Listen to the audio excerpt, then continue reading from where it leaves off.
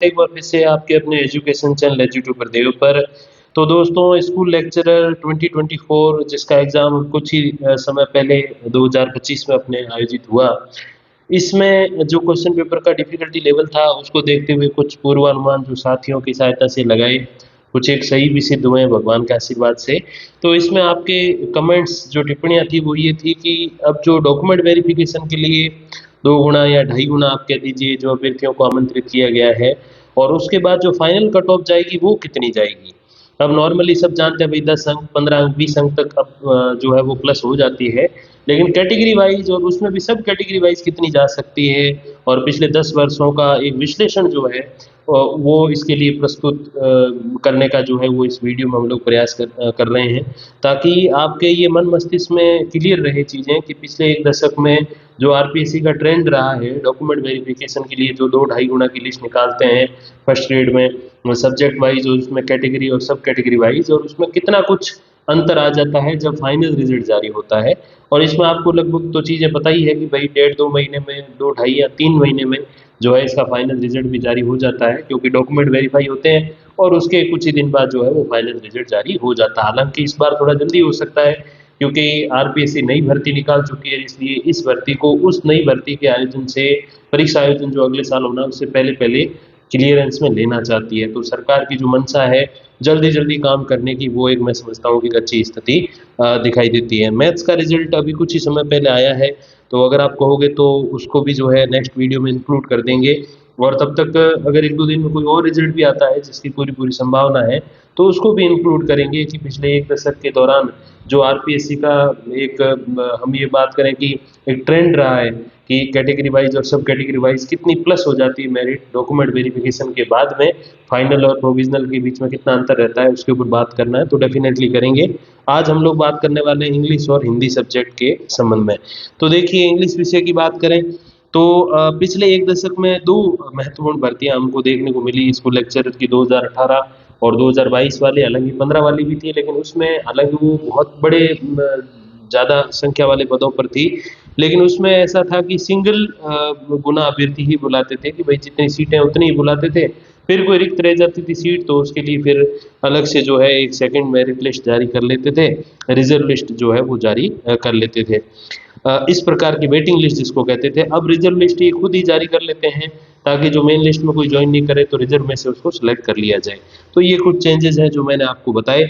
तो लगभग पदों की संख्या सिमिलर है, पहले 304 थी 2018 वाली में, 22 वाली में 342, और अब जो है वो 300 और 25 है। तो लगभग पदों की संख्या सिमिलर है, तो आप ये मान के चलिए कि ये जो आंकड़े हैं वो ज़्यादा सही सिद्ध हो सकते हैं, क्योंकि पदों की संख्या जो है वो बड़ी सिमिलर है। हालाँकि जो इसमें आंकड़े आप देखोगे कि 10 अंक या 15 अंक तक जो प्लस हो रही है मेरिट, वो थोड़ी-सी ओरिजिनल में कम हो सकती है, मतलब जो 10-15 है वो 7-8 या 10 तक हो सकती है, क्योंकि इस बार क्वेश्चन पेपर का जो डिफ़िकल्टी लेवल था वो थोड़ा-सा हार्ड लेवल का था, तो ये कुछ रीज़न रह सकते हैं। जनरल कैटेगरी की आप देखोगे तो देखिए, जनरल कैटेगरी में मेन और वुमेन इंग्लिश विषय की मैं बात कर रहा हूँ, तो आप ये मान के चलिए कि 10 से 14 अंक बढ़ सकती है। विडो डाइवोर्सी की बात करें तो विडो 7 से 15 अंक, और डाइवोर्सी जो है वो 13 से 17 अंक तक बढ़ सकती है। यानी कि जो फाइनल मेरिट है वो आपके 293 से 97 रह सकती है जनरल मैन वुमेन की, और विडो डाइवोर्सी की 242 से 200,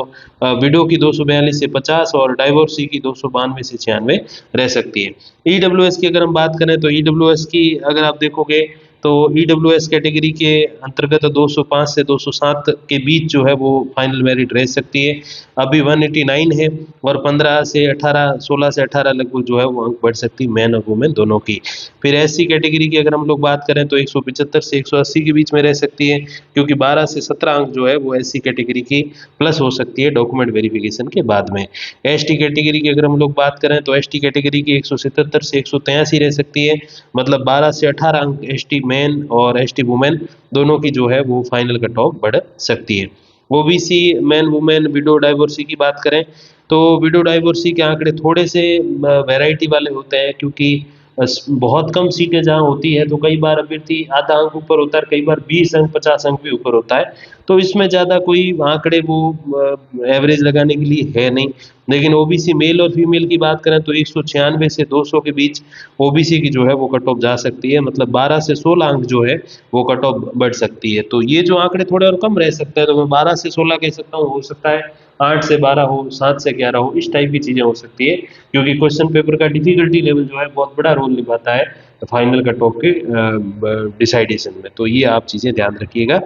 और एमबीसी की अगर हम बात करें तो 204 से 214 के बीच में रह सकती है, 192 रही है, 12 से लगाकर 22 अंकों के बीच में जो है वो बढ़ोतरी आपको देखने को मिल सकती है। अब एक्स सर्विसमैन कैटेगरी की बात करें तो एक्स सर्विसमैन की जो 150 है वो 166 से 182 के बीच हो सकती है।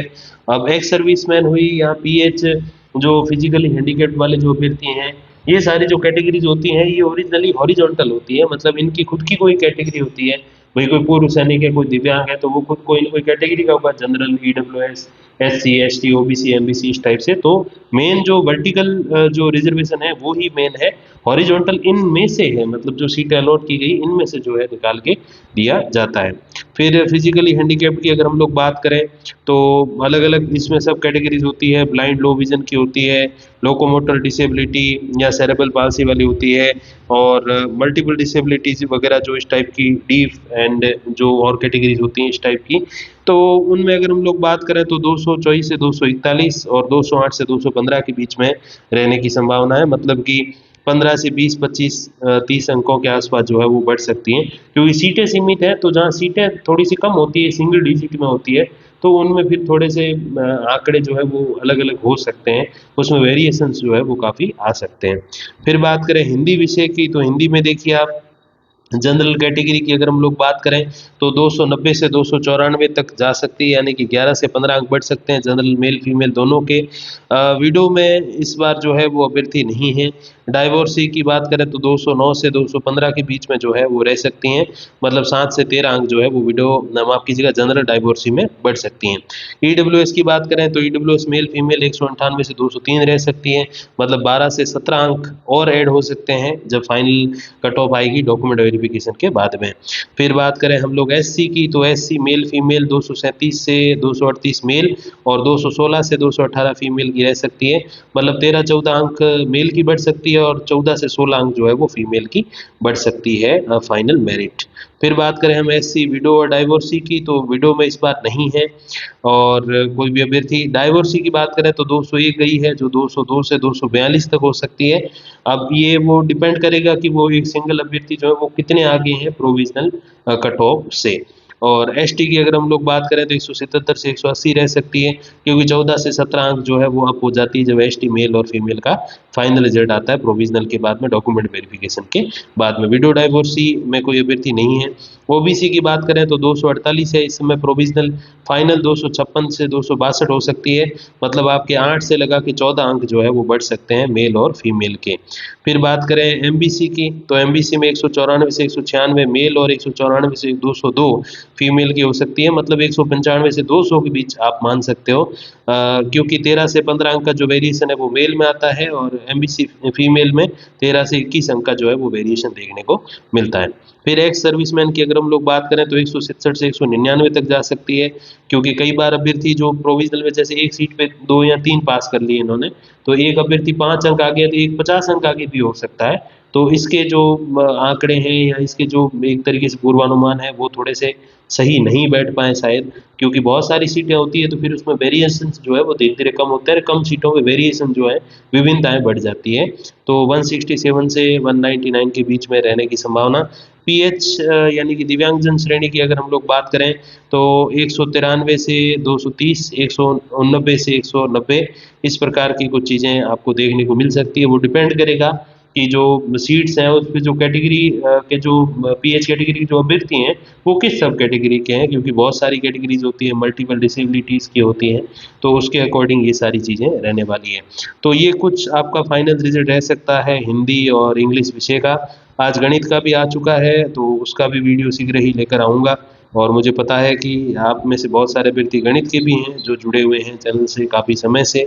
तो उनके लिए भी शीघ्र ही एक वीडियो लेकर आऊँगा और साथ ही साथ तब तक कोई और रिजल्ट आता है तो उसके भी आंकड़े ज़रूर आपके सामने प्रस्तुत करूँगा एक विश्लेषण के माध्यम से। तब तक के लिए धन्यवाद, नमस्कार।